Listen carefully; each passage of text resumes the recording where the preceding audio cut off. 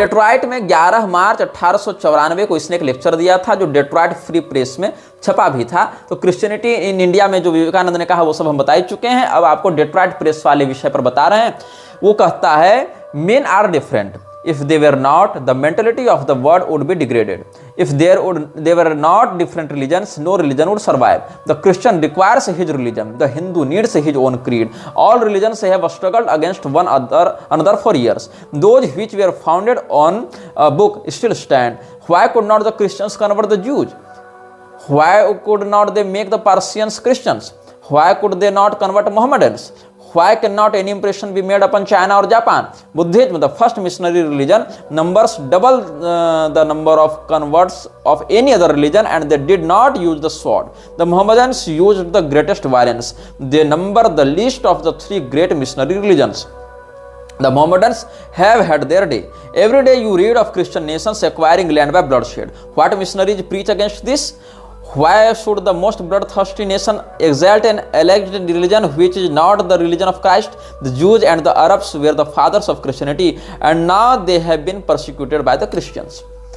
विवेकानंद के इस वचन को तुम ध्यान से सुनना। विवेकानंद का कहना है कि जब तक दूसरा कोई पंथ नहीं होगा, तुम्हारा वाला सर्वाइव ही नहीं करेगा। और इसी बात को आरएसएस का मोहन भागवत भी कह रहा है कि इस्लाम के बिना हिंदुत्व अधूरा है। विवेकानंद ने भी यही बात कही थी कि अगर तुम प्रैक्टिकली इस्लाम को इंप्लीमेंट नहीं करते हो तो वेदांत के सूत्र तुम्हारे लिए निरर्थक हो जाएंगे। वेदांत के सूत्र चाहे कितने प्रभावी और सुंदर हों, लेकिन वो तब तक निरर्थक है जब तक तुम इस्लाम को प्रैक्टिकली नहीं अपनाओगे। और इसका रेफरेंस हम पहले के वीडियोज में दे चुके हैं, पिछले एपिसोड्स में आप देख सकते हैं, पिछले अनुभागों में हम बता चुके हैं। तो ये क्या कह रहा है कि जो भी एक पुस्तक को लेकर चला है वो टिका है, दूसरे के विरुद्ध संघर्ष किया है। लेकिन ईसाई लोग जिस तरीके से कन्वर्जन में लगे हैं वो उचित नहीं है। आखिर ईसाई लोग मोहम्मद के अनुयायियों को ईसाई क्यों नहीं बना पा रहे, यहूदियों को ईसाई क्यों नहीं बना पा रहे, बौद्धों को ईसाई क्यों नहीं बना पा रहे, ऐसा कह के इसने प्रश्न किया। अब देखो, जितने भी ये लोग हैं, बौद्ध हों या मुसलमान हो, इन्होंने भी नरसंहार किया है, व्यापकता से इन्होंने भी युद्ध इत्यादि किया है अपने मत को प्रसारित करने के लिए। लेकिन कितनी चतुराई से इसने कह दिया कि बौद्धों ने युद्ध मार्ग का परित्याग करके अहिंसात्मक रूप से अपना विस्तार किया, जबकि बौद्धों से कितना खूनी संघर्ष हुआ है शंकराचार्य के भी समय, बाद में भी हुआ है। और आपको जो सेंगचेन तुलु का जो हमने उदाहरण, तुलकू का जो उदाहरण दिया था ना हमने, जो शरद चंद्र दास के साथ गया था, प्रधानमंत्री जो था वहां पंचन लामा का, जिसकी हत्या कर दी गई थी, वहीं से पता चल जाता है कि जिस समय विवेकानंद ये सब बकवास छाप रहा था ना, उसके कंटेम्प्ररी समय में ही, उसी दशक में ही क्या क्या घटनाएं तिब्बत के बौद्ध कर रहे थे, कैसे भीषण वहां पर संहार चल रहा था। तो विवेकानंद ने यह कहा कि I pity the Hindu who does not see the beauty in Jesus Christ's character. I pity the Christian who does not reverence the Hindu Christ. Hindu Christ की अवधारणा ये लेकर आया है। और गणेश सावरकर ने भी कहा था कि तमिल ब्राह्मण था, जनेऊधारी ब्राह्मण था जीसस क्राइस्ट। और वही गणेश सावरकर बाद में आरएसएस के संस्थापकों में से एक हुआ। तो ये कहता है कि मुझे उस हिंदू पर दया आती है, तरस आता है जो जीसस क्राइस्ट के व्यक्तित्व की सुंदरता नहीं देख पाता, और उस ईसाई पर तरस आता है जो जीसस क्राइस्ट के अंदर के हिंदू को नहीं देख पाता, हिंदू क्राइस्ट को नहीं देख पा रहा है। दोनों को घालमेल कर रहा है। अब जीसस क्राइस्ट का पुनः कब आगमन होगा, इस पर जब इससे पूछा गया तो इसने कहा when will Christ come again, तो इसने कहा I never take much notice of these things, I have come to deal with principles, I have only to preach that God comes again and again and that he came in India as Krishna, Ram and Buddha and he will come again. It can almost be demonstrated that after each 500 years the world sinks and a tremendous spiritual wave comes and on the top of wave is a Christ. यहां पर भगवान राम और भगवान कृष्ण को इसने अवतार माना है, पर ब्रह्म का स्वरूप माना है। लेकिन यहां फंसना मत इसकी वाणी में। क्यों? इसका समाधान अगली पंक्ति में ही इसने कर दिया। इससे जब पूछा गया कि क्या क्राइस्ट दोबारा आएंगे, अगर आएंगे तो कब आएंगे, बोला कि हमको इन बातों से ज्यादा मतलब नहीं, हमको तो बस ईश्वर का प्रचार करना है। और ईश्वर अलग अलग रूपों में आता है, जिसमें भारत में वह राम के रूप में आया, कृष्ण के रूप में आया, बुद्ध के रूप में आया। हर 500 साल में एक ऐसा समय आता है जब सांस्कृतिक प्रलय हो जाता है और उसमें एक लहर उठती है और उस लहर में सब डूब जाते हैं। लेकिन जब वो लहर शांत होती है तो उस लहर के ऊपर एक ही अस्तित्व दिखता है, क्राइस्ट का अस्तित्व दिखता है। जो सबसे ऊपर बैठा रहता है वही क्राइस्ट है, ऐसा विवेकानंद ने कहा। तो भगवान राम और भगवान कृष्ण को अवतार बताने के बाद भी, पर ब्रह्म स्वरूप बताने के बाद भी ये व्यक्ति टॉप में किसको रख रहा है? ट्रेमेंडस spiritual wave comes and on the top of the wave is a Christ. ये सारे लोग ईसा हैं, क्राइस्ट हैं, राम जी भी क्राइस्ट हैं, कृष्ण भगवान भी क्राइस्ट हैं, बुद्ध भी क्राइस्ट हैं, और टॉप पे क्राइस्ट बैठा हुआ है। ये विवेकानंद कह रहा है। अब पूछा गया कि क्या इस अनुसार क्राइस्ट और बुद्ध को एक ही मान लें, तो इसने कहा बिल्कुल, बल्कि मैं तो कहूं कि बुद्ध ही क्राइस्ट के रूप में पुनर्जन्म लेकर आया था। It is my particular fancy that the same Buddha became Christ. क्यों? क्योंकि बुद्ध ने भविष्यवाणी की कि मैं 500 साल में फिर से आऊंगा, और क्राइस्ट 500 साल में आ गया। I will come again in 5 years, Buddha prophesied, and Christ came here in 500 years। और ये पूरे मानवता के 2 प्रकाश स्तंभ हैं, ऐसा विवेकानंद ने दावा किया इसी में। 2 men have been produced, Buddha and Christ, these are the 2 giants, huge gigantic personalities, 2 gods। 2 ईश्वर आ गए, 2 बड़े भीषण व्यक्तित्व के लोग आ गए, एकदम महानता के शिखर पर बैठे, एक बुद्ध और दूसरे क्राइस्ट। इन्हीं दोनों में लहालोट घूम रहा था। और wherever there is the least knowledge in the world, people bow down either to Buddha or Christ. अगर कहीं थोड़ा सा भी ज्ञान किसी के अंदर है, स्लाइटेस्ट ऑफ नॉलेज भी अगर है, तो वो 2 में से किसी एक ही जगह पर माथा झुकाएगा, या तो ईसा के चरणों में या बुद्ध के चरणों में। ये विवेकानंद ने कहा था। हाँ, विवेकानंद स्वयं को वेदांती कहता है। रामकृष्ण मिशन स्वयं को अद्वैत वेदांत का पथ प्रदर्शक कहता है, और वेद का विरोध करने वाले, वेद को अप्रमाण कहने वाले बौद्ध मत की चापलूसी कर रहा है। वेद विरोधी मत वाले ईसा की चापलूसी कर रहा है। फिर इतना ही नहीं रुका, but I hope there will be, Mohammed came 500 years after, 500 years after came Luther with his Protestant wave, and this is 500 years after that again. It is a great thing in a few thousand years to produce 2 such men as Jesus and Buddha। Are not 2 such enough? Christ and Buddha were gods, the others were prophets। Christ और बुद्ध सीधे ईश्वर हैं, बाकी लोग ईश्वर के दूत थे, ये इसने दावा किया है। तो क्राइस्ट से 500 साल पहले बुद्ध का आगमन हुआ, बुद्ध ने कहा हम 500 साल के बाद फिर आएंगे, तो क्राइस्ट आ गया। क्राइस्ट ने कहा हम 500 साल के बाद फिर आएंगे, तो मोहम्मद आ गया, ऐसा इसने कहा। उसके 500 साल के बाद जो है वो लूथर आ गया, और उसके 500 साल के बाद हम आ गए इस समय में। तो विवेकानंद ने सीधे किससे जोड़ दिया? अपने आप को लूथर से, लूथर को मोहम्मद से, मोहम्मद को ईसा से, ईसा से को बुद्ध से, और कह दिया कि क्राइस्ट और बुद्ध गॉड हैं और बाकी लोग प्रॉफिट हैं, पैगंबर हैं, और क्राइस्ट और बुद्ध सीधे गॉड हैं। ये विवेकानंद ने कहा। जैसा कि हमने अपने इस्कॉन विशेष अनुभागों में आप सबों को सप्रमाण यह बताया कि अनेकों बार प्रभुपाद ने अपने आप को हिंदू मानने से मना किया, और यह भी कहा कि हम न तो लोगों को हिंदू बना रहे हैं, न स्वयं हिंदू हैं। जिनेवा अधिवेशन इत्यादि में भी प्रभुपाद ने खुलेआम स्वयं को हिंदू मानने से मना किया था। साथ ही उसने यह कहा कि कृष्ण भगवान को हिंदुओं के कॉपीराइट नहीं है, हम सर्वत्र कृष्ण भगवान का प्रचार करेंगे और सारे लोग हमारे अपने हैं। लेकिन उसको हिंदू पहचान से चिढ़ थी। हालांकि प्रभुपाद ने स्वयं को क्रिश्चियनिटी का अनुयायी बताया, जीसस को अपना गुरु बताया, अपने अनुयायियों को सच्चा क्रिश्चियन बताया, इसमें उसको कोई समस्या नहीं दिखी।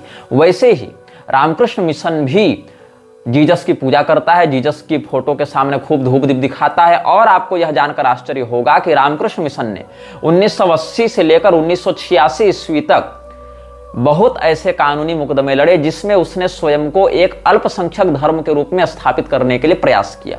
रामकृष्ण मिशन ने आधिकारिक रूप से कोर्ट में यह लिख कर दिया था कि हम लोग हिंदू नहीं हैं, हम लोगों के देवता रामकृष्ण परमहंस हैं, हमारा एक अलग अस्तित्व है, हमारे 1 लाख इतने अनुयायी हैं, और हमको एक अल्पसंख्यक धर्म के रूप में मान्यता देकर हर वो सुरक्षा, अधिकार और विशेष शक्तियां प्रदान की जाएं जो भारत में अल्पसंख्यकों को प्राप्त हैं, क्योंकि हम लोग हिंदू नहीं हैं।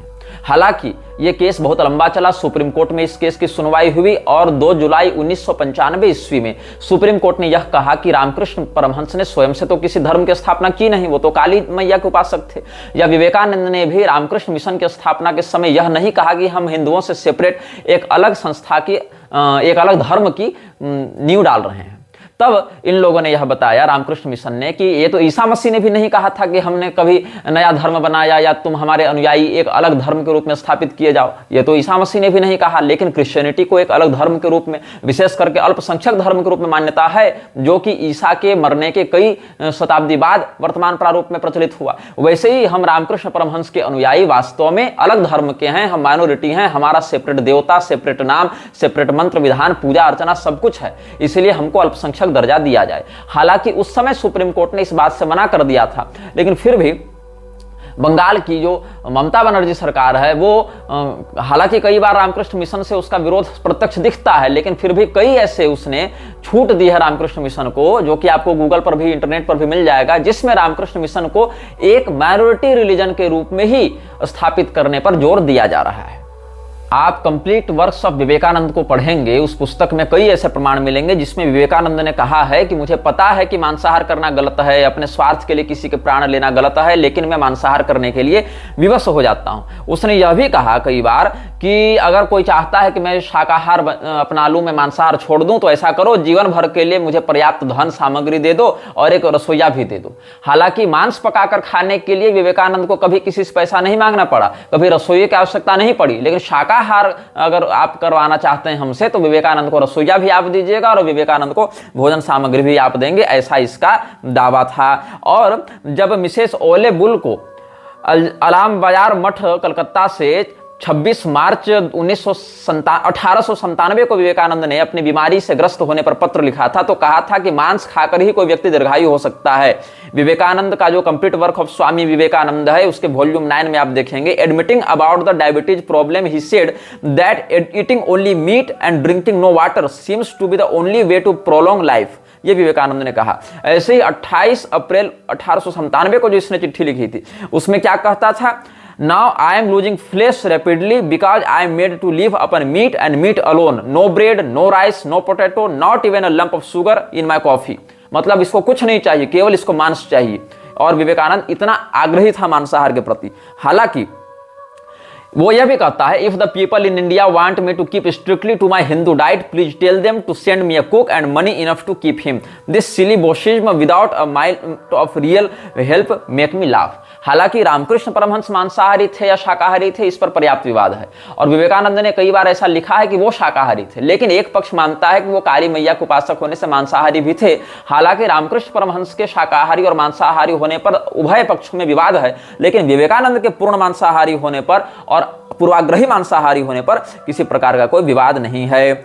और यह विवेकानंद का भी वचन आपको ध्यातव्य रखना चाहिए कि विवेकानंद यह मानता है कि भारत में मूर्ति पूजा नहीं थी, वो तो बौद्धों से उधार ली हुई है। वो क्या कहता है कि idolatry is the attempt of undeveloped mind to grasp spiritual truths. Teachings of Vivekananda के पेज 142 में मिलेगा तुमको।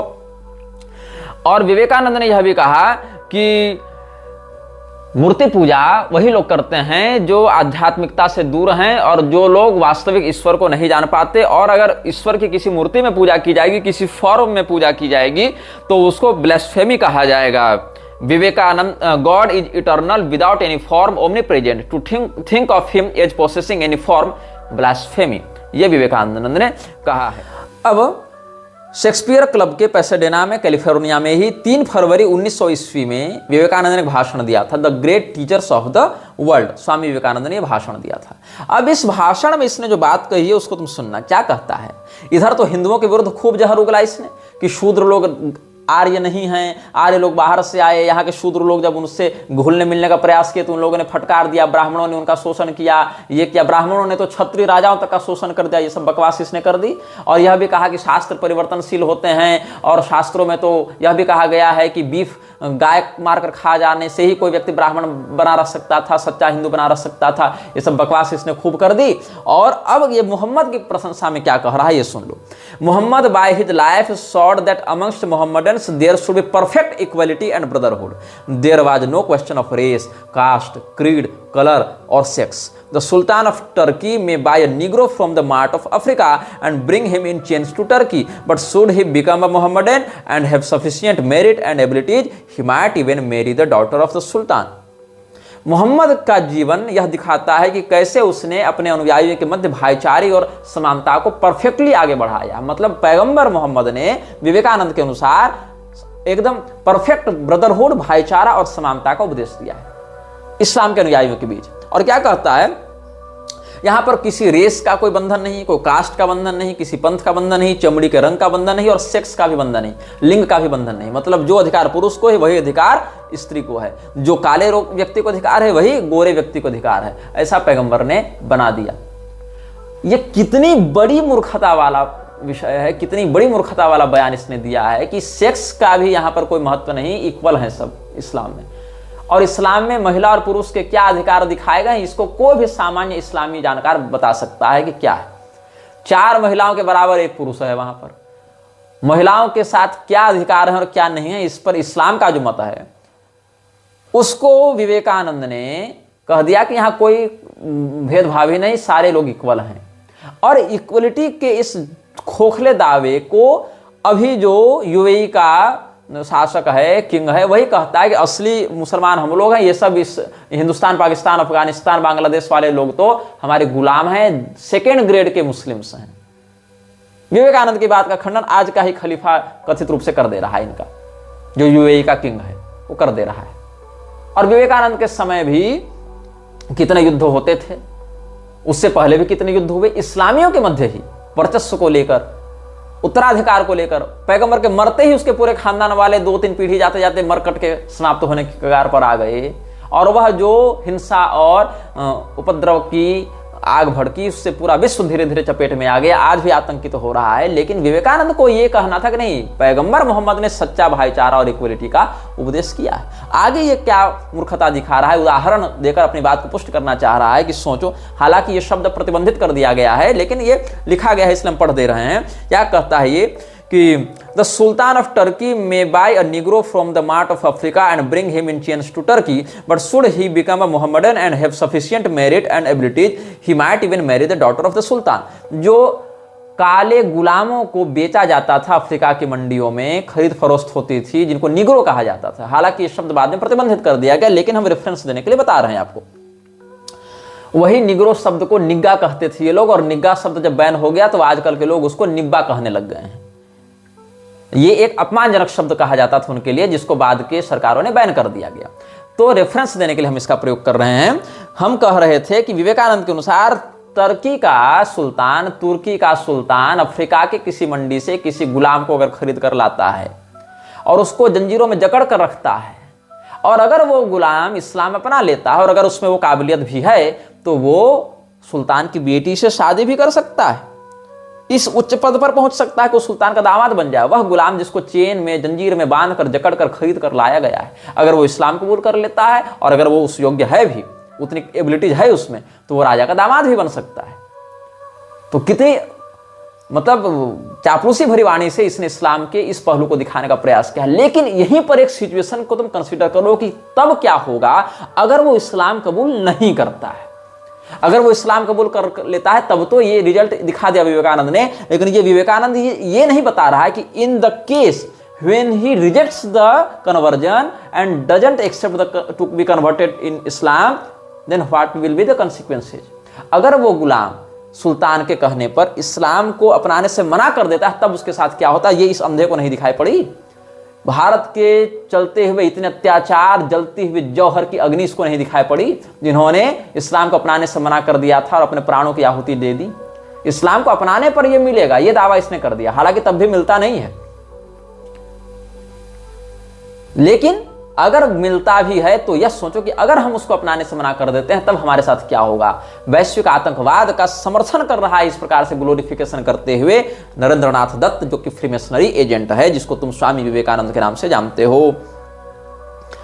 और इतना ही नहीं, what do Hindus do if one of your missionaries chance to touch the food of an orthodox person, he would throw it away, notwithstanding our grand philosophy, you note our weakness in practice, but you see the greatness of the Mohammedan beyond other races, showing itself in equality, perfect equality regardless of race and colour. ईसाइयों को कहता है कि तुम लोग क्या कर रहे हो रेड इंडियंस के साथ, हिंदू लोग भी तो यही सब करते हैं ना, हिंदू लोग तो तुम्हारे द्वारा छुए हुए खाने को फेंक देंगे अछूत मानकर।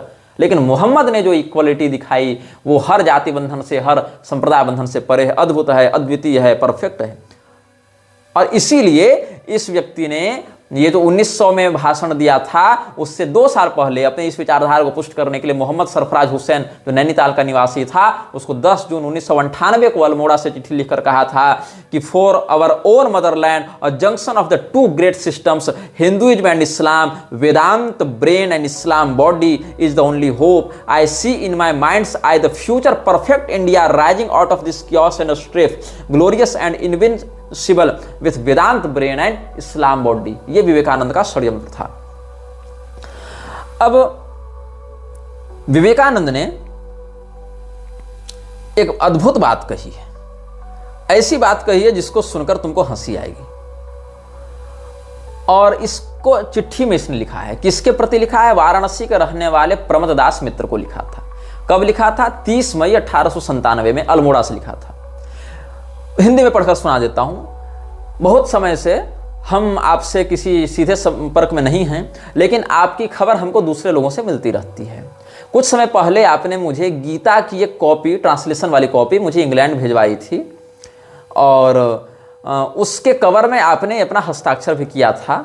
और हम इस आपके जो उपहार हैं उसको स्वीकार करके उसको अप्रिशिएट करते हैं, और उसके साथ ही हम आपको इस चिट्ठी में अपना पक्ष रखते हैं। जो मेरे विषय में लोग अफवाहें उड़ा रहे हैं, उन अफवाहों को निरस्त करते हैं, ऐसा विवेकानंद ने कहा है। अब क्या अफवाहें हैं, क्या निरस्त किया जा रहा है, इस विषय पर हम चर्चा करेंगे। अब इंग्लिश में पढ़कर बताता हूं, फिर अनुवाद बताऊंगा।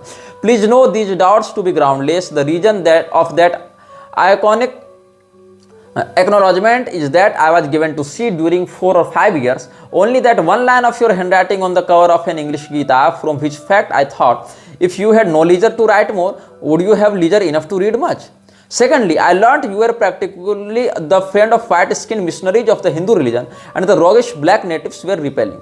There was apprehension on this score. Thirdly, I am a mlech, Sudra, and so forth. I ate everything and anything and everything, and with anybody and everybody, and that in public both abroad and here. In my views, besides much preservation has supervened one attributeless absolute Brahman I see, I fairly understand, and I see in some particular individuals the special manifestations of that Brahman, and if those individuals are called by the name of God, I can well follow. Otherwise, the mind does not feel inclined towards intellectual theorizing, such as the postulated creator and the like.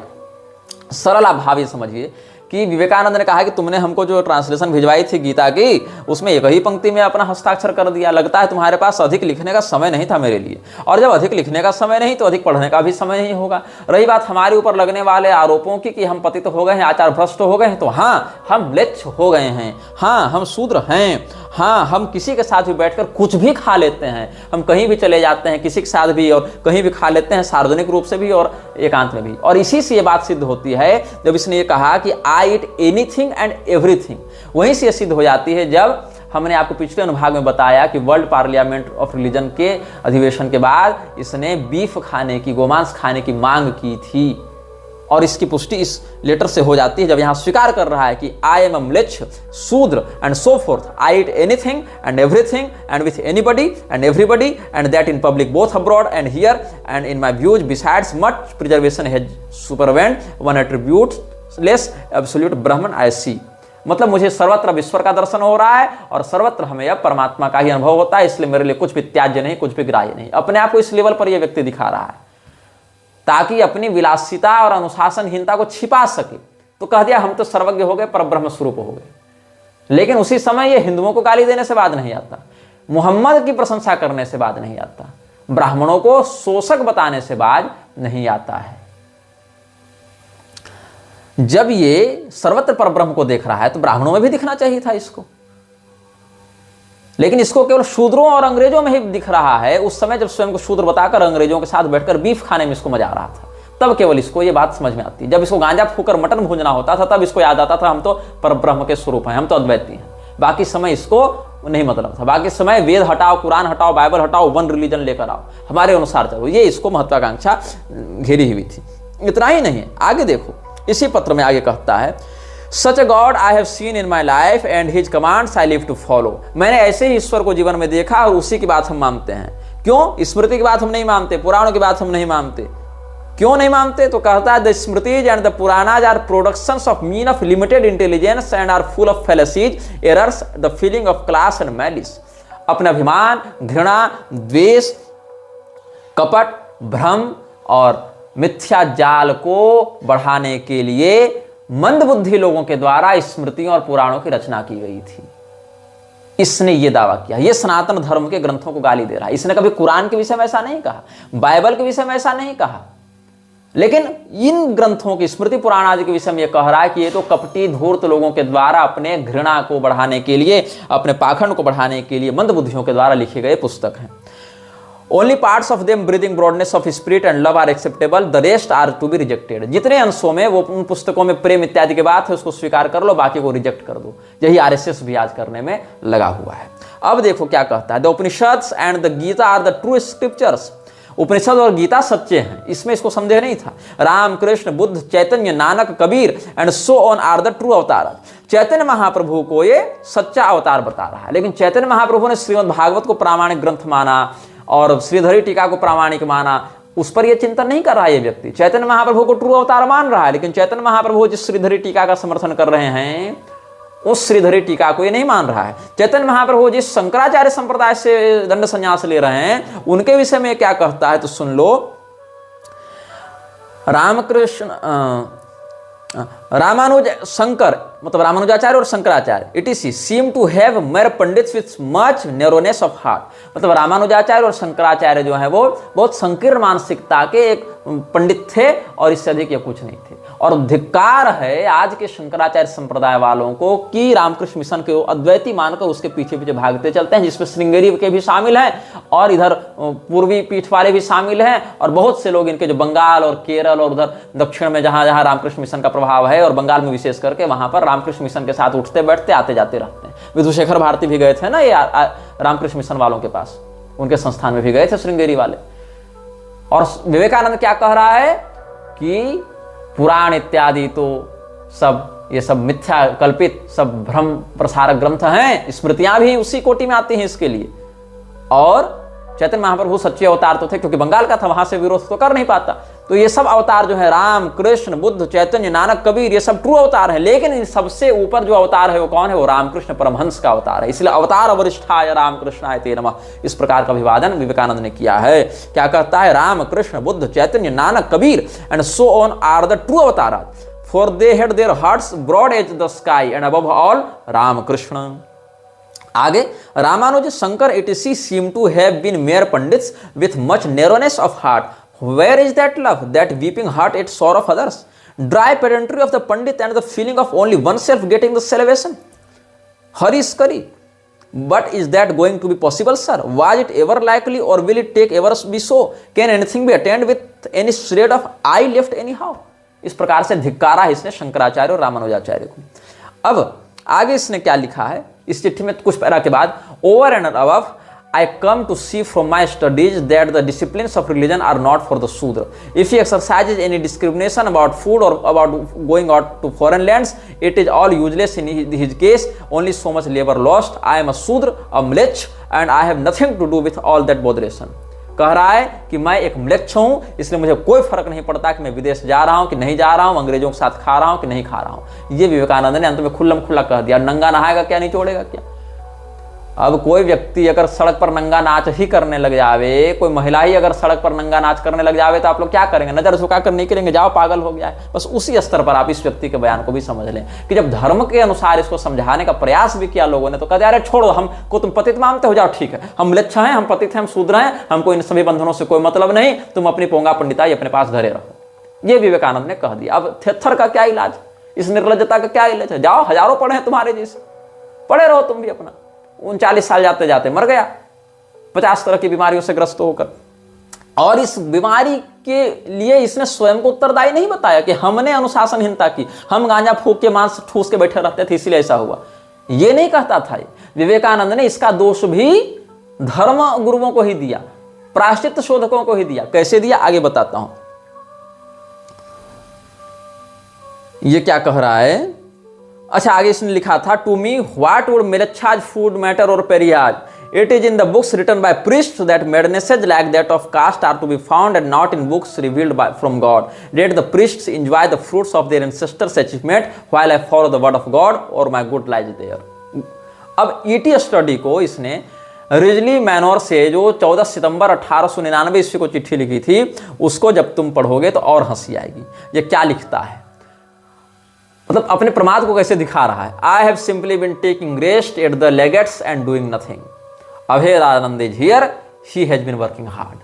कि my dear Sturdy, मैं Leggetts में बैठकर मस्त आराम कर रहा हूं, कुछ नहीं कर रहा हूं, अभेदानंद यहाँ है, सारा काम वही कर रहा है, हार्ड वर्क वही कर रहा है। He goes in a day or two resume his work in different places for a month, after that he comes to New York to work. ठीक, अभेदानंद इसके साथ था। अब इसने क्या कहा, इसके साथ विवेकानंद के साथ क्या क्या घटनाएं घटित हुई इसको ये बता रहा है। In India the same defects plus eating with Europeans have been taken exception to by many. I was driven out of a private temple by the owners for eating with Europeans. I wish I was malleable enough to be molded into whatever one desired, but unfortunately I never saw a man who could satisfy everyone, nor can anyone who has to go to different places possibly satisfy all. ये व्यक्ति क्या कर रहा था, Europeans के साथ बैठकर विवेकानंद मांस ठूस रहा था। दूसरे लोगों ने देखा, अब ये यूरोपियंस के साथ मांस ठूस कर जा रहा था मंदिर में घुसने। लोगों ने मना किया, मंदिर में नहीं भाई, तुम म्लेच्छों के साथ भोजन करके वो मांस ठूस के मंदिर में कहां घुसे चले आ रहे हो। तो इसको लग गया बुरा कि हमारे साथ भेदभाव किया जा रहा है, मतलब अपने इसको सारी मनमानी करनी थी और हमारे माथे में चढ़ के नाचना भी था और इसको मंदिर में घुसना भी था। तो ये यूरोपियंस के साथ मांस खाकर जब आ रहा था मंदिर में घुसने के लिए, तो लोगों ने मना किया। प्राइवेट टेम्पल था, उसके ओनर ने कहा कि तुम यहां नहीं घुस सकते हो, तुम म्लेच्छों के साथ भोजन करके आते हो। तो विवेकानंद को लग गया बुरा और कहता है कि क्या कहें, हम कोई परिवर्तनशील शरीर में तो है नहीं कि हम तुम्हारी मानसिकता के अनुसार बदलते जाएं। कोई व्यक्ति हर किसी को संतुष्ट तो कर नहीं सकता है, तो इसीलिए वहां से निकल गया। अब ये व्यक्ति आया अमेरिका, तो लिखता क्या है, when I first came to America they ill treated me if I had not trousers on, next I was forced to wear cuffs and collars else they would not touch me, they thought me awfully funny if I did not eat what they offered.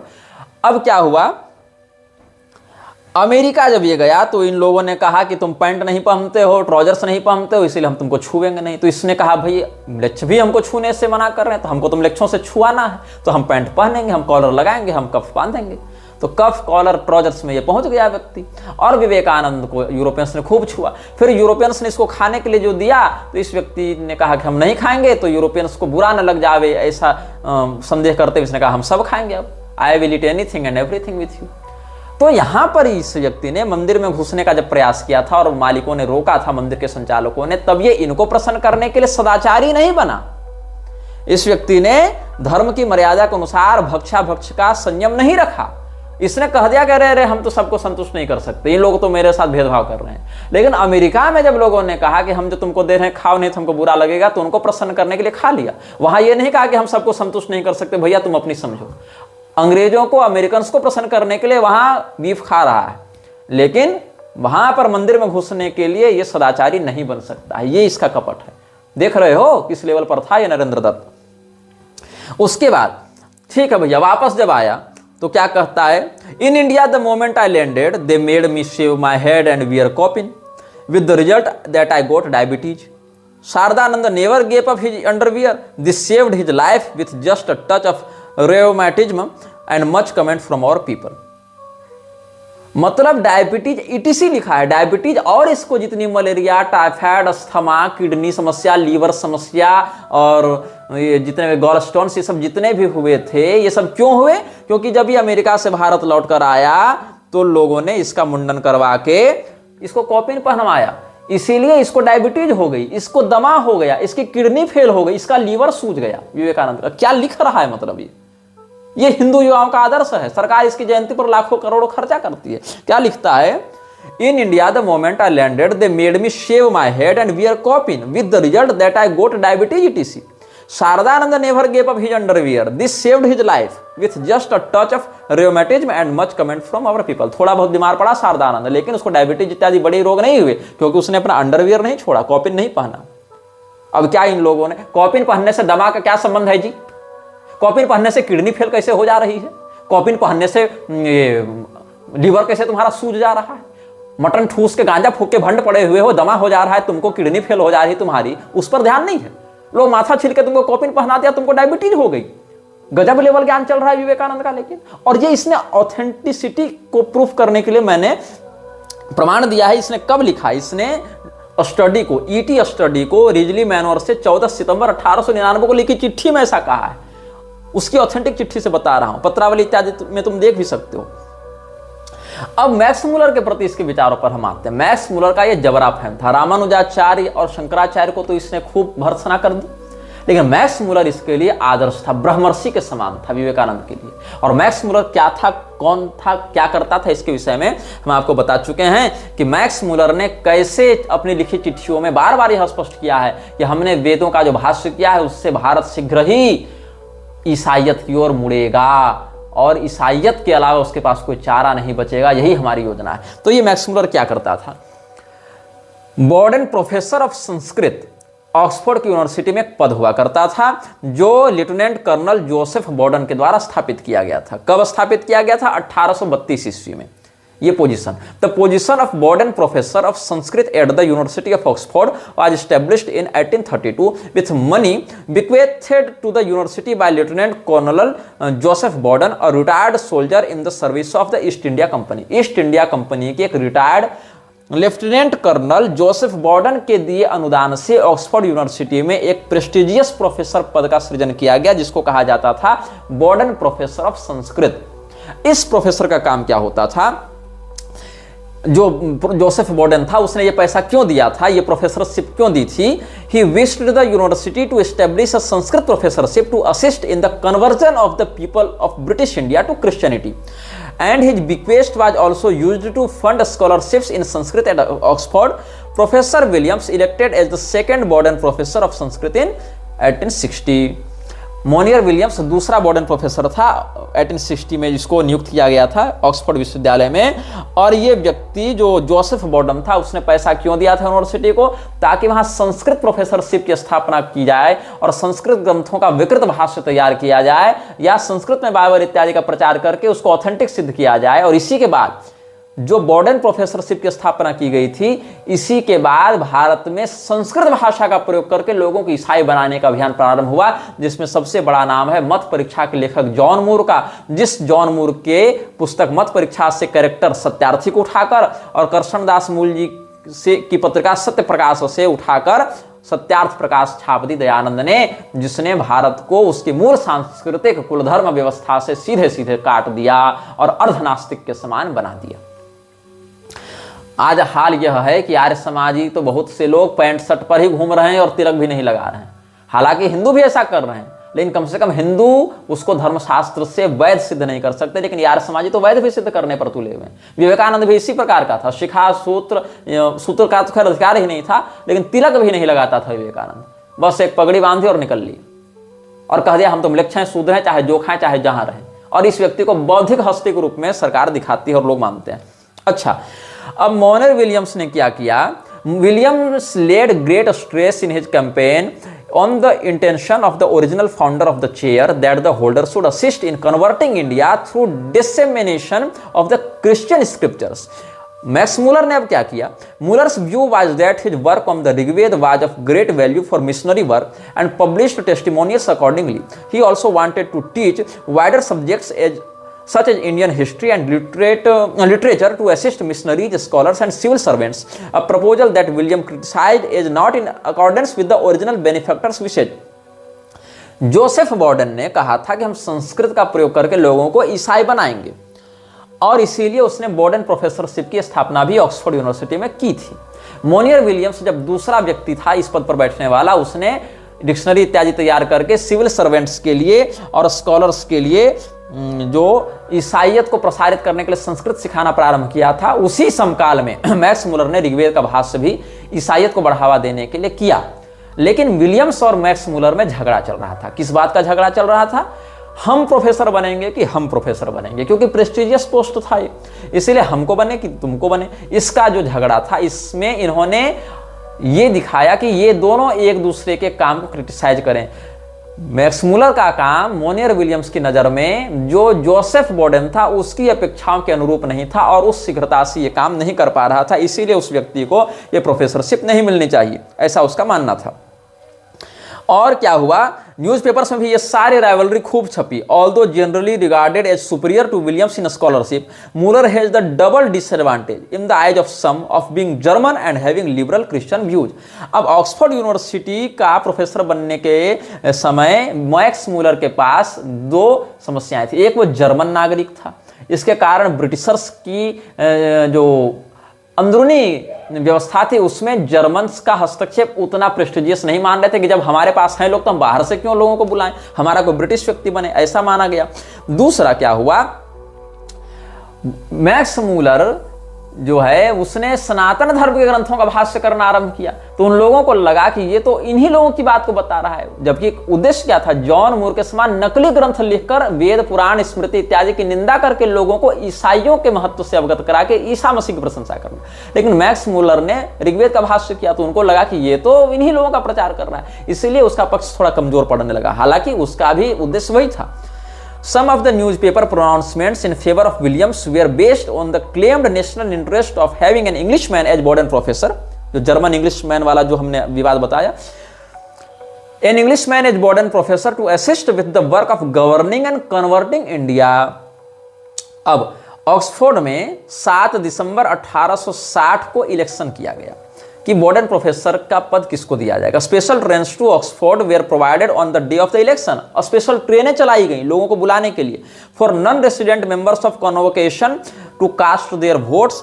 और William 220 vote के बहुमत से जीतता है और establish करता है वहां पर इंडियन इंस्टीट्यूट एट ऑक्सफोर्ड, वो इंस्टीट्यूट बनाता है और इसके लिए उसको अंग्रेजी शासन से नाइटहुड भी दी जाती है कि भारत को ईसाई बनाने में तुमने अमूल्य योगदान प्रदान किया है।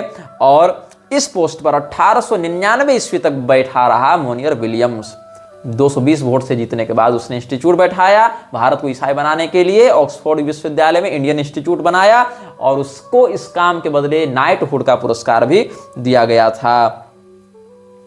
अब क्या हुआ, हालांकि इसके बाद भी, इस इलेक्शन में हारने के बाद ही मैक्स मूलर ऑक्सफोर्ड में सक्रिय रहा, लेकिन संस्कृत पढ़ाना इसने छोड़ दिया।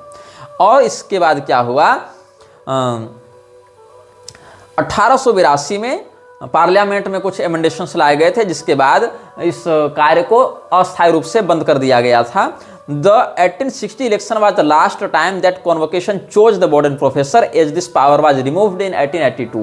तो क्या हटा दिया गया उसमें से नियम कि इलेक्शन से अब नहीं बनेंगे यहाँ पर जो प्रोफेसरशिप वाली बात है, अब यहाँ पर दूसरे विधान से बहाली होगी। जैसे नेचुरल प्रोफेसरशिप में प्रमोट किया जाता है वैसी ही होगी, यहाँ इलेक्शन वाली बात नहीं होगी, क्योंकि मैक्स मूलर अपना काम धीरे धीरे छोड़ने लगा कि जाओ फिर उसी को पोस्ट दो, हम तो जर्मन है भैया, हम तो ब्रिटिश हैं, हम तुम्हारे काम में क्यों सहयोग करें। तो एक प्रकार से उसने असहयोग करना आरंभ कर दिया। तो लोगों ने कहा अच्छा चलो कोई बात नहीं, अब बन गया तो बनने दो, अब हम इस प्रकार इलेक्शन से किसी को बॉर्डन प्रोफेसरशिप नहीं देंगे।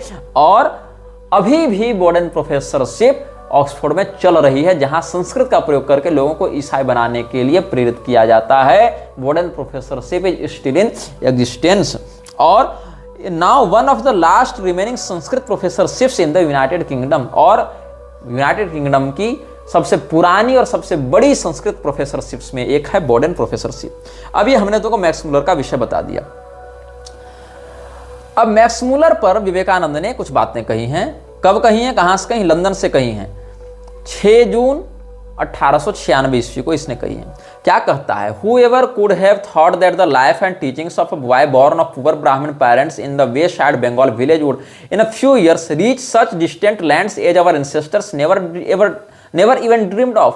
क्योंकि मैक्स मूलर ने रामकृष्ण परमहंस की बड़ी प्रशंसा की है, इसीलिए विवेकानंद की नजर में मैक्स मूलर एक हीरो बन गया। तो विवेकानंद ने कहा कि किसने सोचा था कि बंगाल के सुदूर ग्रामीण क्षेत्र में किसी गरीब ब्राह्मण के यहाँ जन्म लेने वाले एक व्यक्ति की कीर्ति देश विदेश में गूंजेगी और मैक्स मूलर जैसे विद्वान भी उसकी प्रशंसा करेंगे।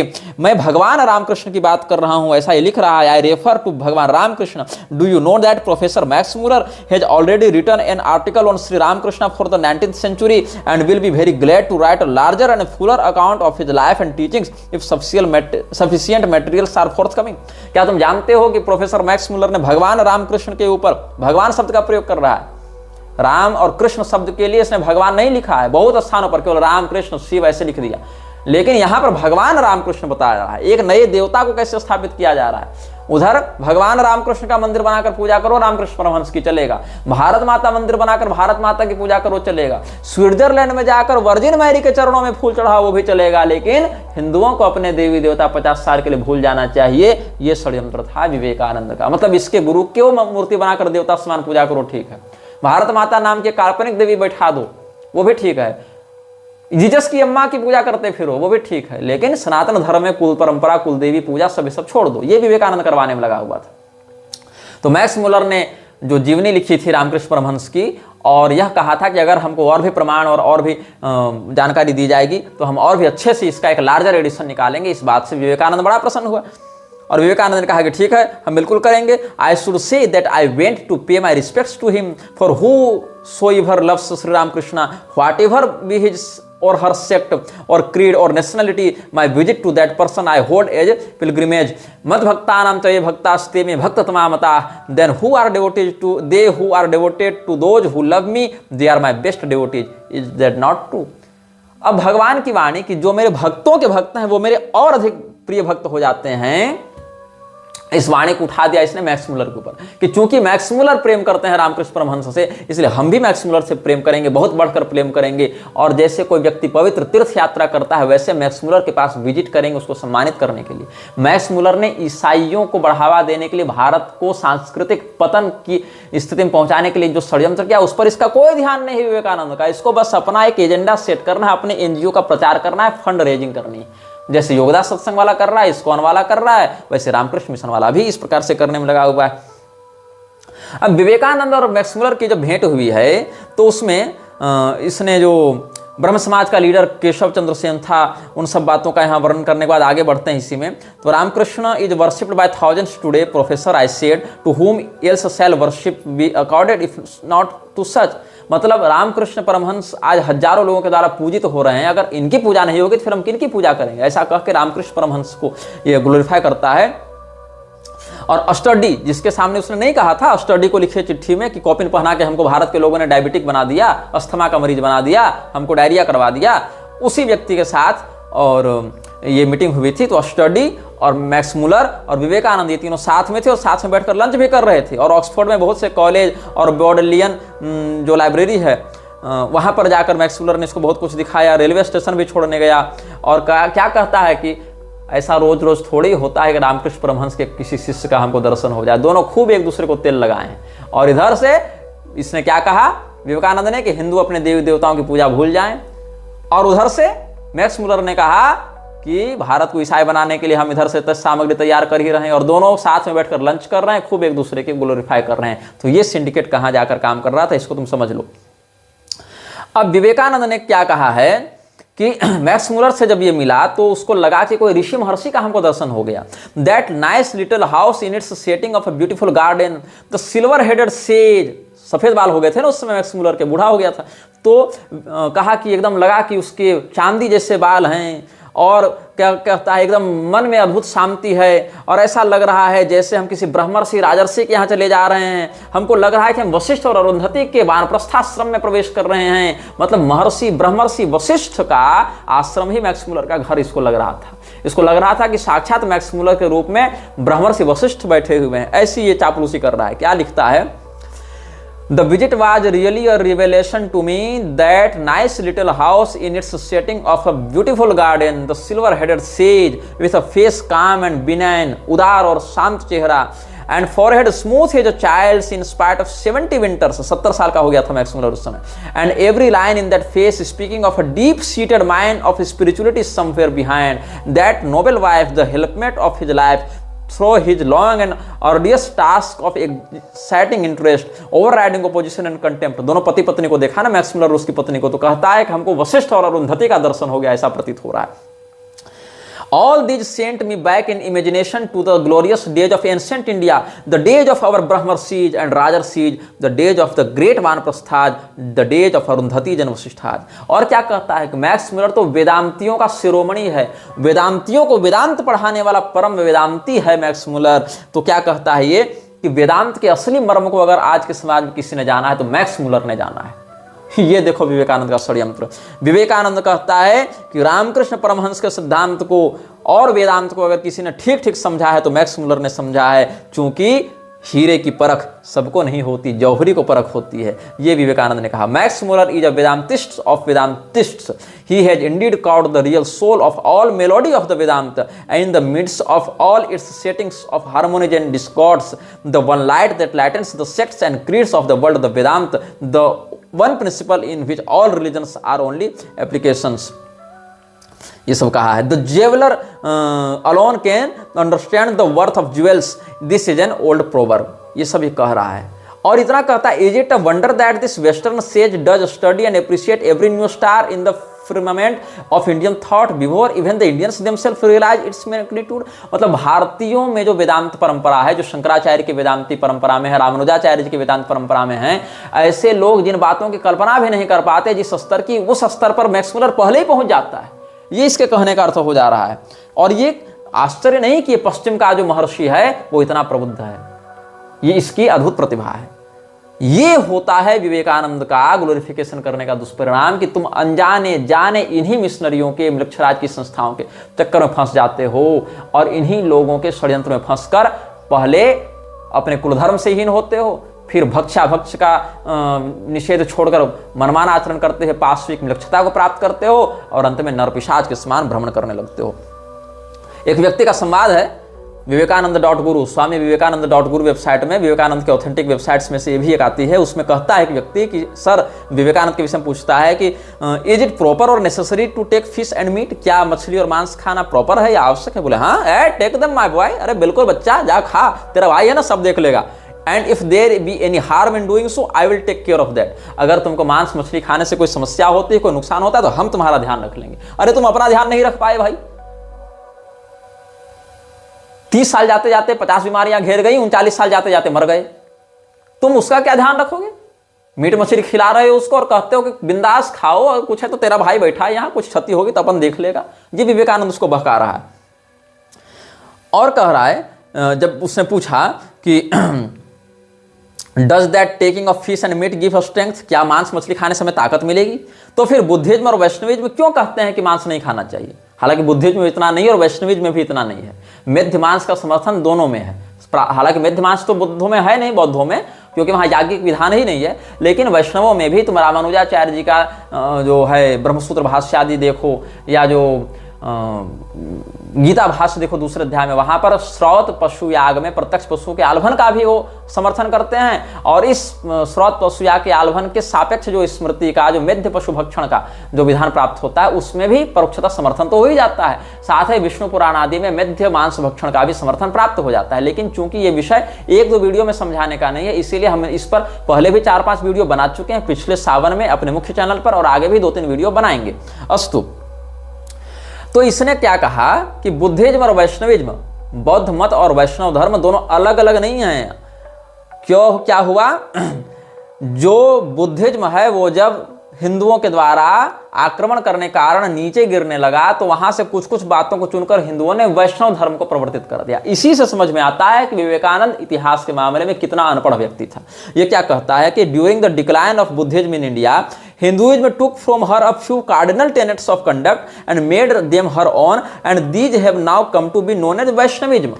वैष्णविज्म से याद आया कि वैष्णव संप्रदाय में जो रामानुज संप्रदाय है, उसमें स्वामी विद्याभास्कर जी अभी कुछ दिन पहले एक व्यक्ति के यहाँ गए थे, बड़ा कोई संपन्न व्यक्ति था, तो उसके यहाँ विवेकानंद का वो सब लिखा हुआ देखा उन्होंने, उसकी वर्किंग टेबल पर वो प्रतिमा रखी हुई थी या क्या उसमें कुछ रखा हुआ था, उसका 20 सूत्र इत्यादि। तो उन्होंने कहा समझाएगा, ये ईसाइयत का प्रचार करने वाला व्यक्ति कहाँ तुम इसको रखे हुए? फिर समझाया वहाँ के लोगों को विद्याभास्कर स्वामी जी ने, तो फिर वहाँ से विवेकानंद को बाहर निकाला गया। और विवेकानंद का ये व्यवहार उचित भी था, क्योंकि जब विवेकानंद कह रहा है कि वैष्णवता नाम की कोई चीज नहीं, वो तो जब बौद्धों का पतन होने लगा तो वहां से कुछ कुछ बातें उठाकर हिंदुओं ने एक नया ही निकाल दिया वैष्णवता के नाम पर। तो यहाँ पर वैष्णवों को ऐसा ही करना अभिष्ट भी है विवेकानंद के साथ। फिर प्रश्नकर्ता ने पूछा कि we take rice fish with rice mornings and evenings, हम तो मछली भात हमेशा खाते हैं, सुबह भी खाते हैं, रात को भी, शाम को भी खाते हैं। तो स्वामी जी क्या कह रहे हैं? Yes, take as much of that as you can, जितना खाना है उतना खाओ, विदाउट फियरिंग क्रिटिसिज्म। कौन क्या कहेगा, आलोचना होगी नहीं होगी, ये बिल्कुल भूल जाओ, जितना खाना है उतना खाओ। ये सब जो शाकाहारी बाबा लोग हैं ना, ये सब सारी बुद्धि गड़बड़ किए, इनका पेट स्वयं खराब रहता है। The country has been flooded with dyspeptic babajis living on vegetables only. इसमें कोई सत्व गुण नहीं है, there is no sign of sattva, केवल मौत का एक साया है। केवल साग पात खाकर कब तक जिंदा रहोगे? खूब मछली खाओ, खूब भात खाओ, कोई दिक्कत नहीं है। तो इसने पूछा कि अच्छा, अगर मछली और भात खाते रहेंगे, मीट खाते रहेंगे, तो क्या रजोगुण नहीं बढ़ेगा? तो कहा कि बिल्कुल, राजस्व बढ़ेगा। इसने पहले बात क्या बयान दिया कि अरे ये सब जो शाकाहारी बाबा साग सब्जी पर रहे हैं इसमें कोई सत्वगुण नहीं है, दबा के मछली भात खाओ, और कोई क्रिटिसाइज कर रहा है उस पर ध्यान मत दो, उस पर चिंता मत करो। तो इसने कहा कि क्या इससे रजोगुण नहीं बढ़ेगा, क्योंकि तुमने तमोगुण तो बताया नहीं, सत्वगुण से शाकाहार का निषेध कर दिया कि सत्वगुण है ही नहीं शाकाहार में, और अगर मांसाहार को तामसी मान लोगे तो भी तुम तमोगुण का निषेध करोगे, तो कम से कम रजोगुणी ही मान लो। तो कहता है this is what I want you to have, मैं तो चाहता ही हूं कि तुम रजोगुणी बनो। राजस is badly needed just now, अभी तो रजोगुणी होना ही समय की मांग है। जो रजोगुणी ताकत है उसको तुम अभी जगाओ, क्योंकि पूरे देश में अभी तमोगुण फैला हुआ है, इसलिए तमोगुण से ऊपर उठकर रजोगुणी बनो, और फिर रजोगुण जब एक्टिव हो जाए तब देखा जाएगा कि तुम सतोगुणी बनोगे कि नहीं बनोगे। ये सब बात कर आइए। तो क्या कहता है, what we want now is an immense awakening of rajasic energy for the whole country is wrapped in the shroud of tamas. The people of this land must be fed and clothed, must be awakened, must be made more fully active. अरे भैया, तो जब तुम्हारे पास चावल है तो तुम्हारे पास दाल नहीं हो रही है क्या, सब्जी नहीं हो रही है क्या, मछली क्यों खाना है? क्योंकि तुमको मछली खाने में मजा आ रहा है, तुम्हारे अंदर प्राणी दया है नहीं, इसलिए तुमको मछली खाना है। तो कह रहे कि भूखमरी के कारण लोग मछली खा रहे हैं। भूखमरी में लोग मछली मटन खा रहे हैं, तो पार्टी में क्या खाते हैं? खिचड़ी और पालक। जब अमीर हो जाते हैं, धनी हो जाते हैं, भूखमरी नहीं रहती है, तो क्या खाते हैं वो लोग? सिंघाड़े कांटा का हलवा खाते फिरते हैं, एकादशी करते फिरते हैं। जब भूखमरी वो लोग मछली भात खा रहे हैं और मटन चबा रहे हैं तब। तो विवेकानंद ने क्या कहा कि लोग so I say eat large quantities of fish and meat my boy. तो इसने क्या कहा कि does a liking for fish and meat remain when one has fully developed for sattva quality, कि जब पूर्ण व्यक्ति सात्विक हो जाता है तो क्या मांस मछली के लिए आकर्षण बच जाता है? बोले नहीं, तब नहीं बचता है। No it does not, all liking for fish and meat disappears when pure sattva is highly developed. जब पूर्ण सत्व युक्त हो जाते हो तो मछली मांस के प्रति आकर्षण समाप्त हो जाता है। इससे सिद्ध है कि विवेकानंद पूर्ण सात्विक व्यक्ति तो था नहीं, और न चाहता था कि लोग बने, क्योंकि फिर लोग इससे श्रेष्ठ स्थिति में पहुंच जाएंगे ना। इसलिए कहता था कि that is what I want you to have, rajas is badly needed just now. लेकिन जो सात्विक लोग हैं, जो पहले से शाकाहारी हैं, उसकी प्रशंसा ही कर दें, इतनी भी उदारता इस व्यक्ति से नहीं हुई। क्या कहता है कि जो बाबा जी लोग हैं ना, पेट खराब वाले, वही सब केवल साग सब्जी खाकर पड़े हुए हैं, और इससे क्या हो रहा है कि हमारा समाज विकृत हो रहा है। That such notions of eating vegetables are working ruin to our country and our society। इसीलिए just see the people of East Bengal eat much fish, meat and turtle and they are much healthier than those of this part of Bengal। पूर्वी बंगाल के लोग खूब मांस मछली कछुआ सब खाते हैं, और पश्चिमी बंगाल के लोगों से अपेक्षा अधिक स्वस्थ और अधिक हेल्दी हैं। अब देख लो, पूर्वी बंगाल बांग्लादेश बन गया है, पूरा स्वस्थ हेल्दी बना हुआ है। ये विवेकानंद का हमने आप लोगों के समक्ष बहुत कुछ विषय प्रामाणिक रूप से व्यक्त किया। किस व्यक्ति की विचारधारा क्या थी, ये व्यक्ति किस प्रकार की आहार विचारधारा, व्यवहार विचारधारा, शास्त्रीयता के प्रति, इतिहास के प्रति इसका क्या बोध था, इसकी क्या समझ थी, इन सब विषयों पर हमने मृक्षराज श्रृंखला के अंतर्गत आप सबों को सतर्क करने का प्रयास किया है। यह वीडियो जल्द ही हटा दिया जा सकता है, कृपया थर्ड पार्टी ऐप्स का उपयोग करके डाउनलोड करें। आप इस वीडियो को अपने चैनल पर फिर से अपलोड भी कर सकते हैं।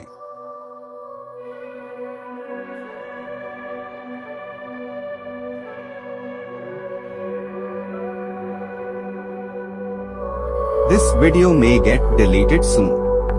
Please download using third-party apps. You may also re-upload this video on your channels. Thank you.